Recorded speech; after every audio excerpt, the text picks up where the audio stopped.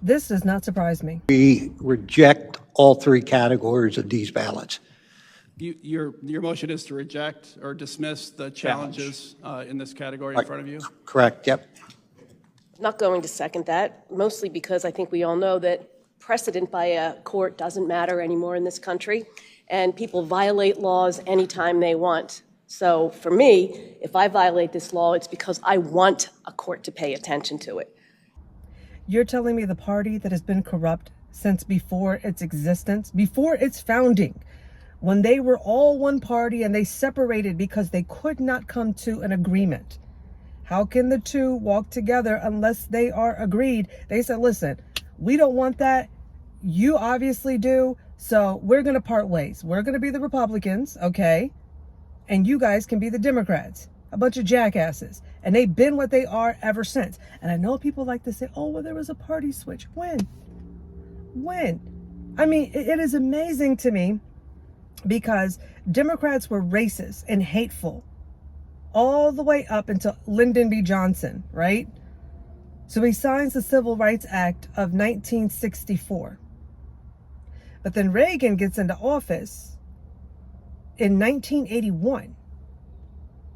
And he's the first one that makes the statement of, I didn't leave the Democrat Party. The Democrats left me. And people have been saying that ever since. It's like, wait a minute. From 64 to 81, we're only talking about 17 years. So when did this corruption happen that was so great that Democrats came out and was like, I didn't leave the party left me. And they've been leaving you since 1981. You ever stop to think maybe the party didn't leave you? Maybe you just woke up and saw what they have always been? Like, it's amazing to me that from 1981, the Democrat Party's just been leaving everybody. But they were absolutely corrupt, power hungry, hateful, all the way up until 64. And just out of nowhere, there was a party switch. And now they're just the party of the people. When? Where? Like, even if you look at the Dixiecrats, only 2 ever left the party. All of them died right in there. All the way up to Joe Biden, giving his eulogy at David Byrd's funeral. You got Hillary Clinton praising Margaret Sanger. Like, when did this happen? Okay? Logically, it just doesn't make sense. So can we just come to the conclusion that the Democrat Party isn't leaving anyone?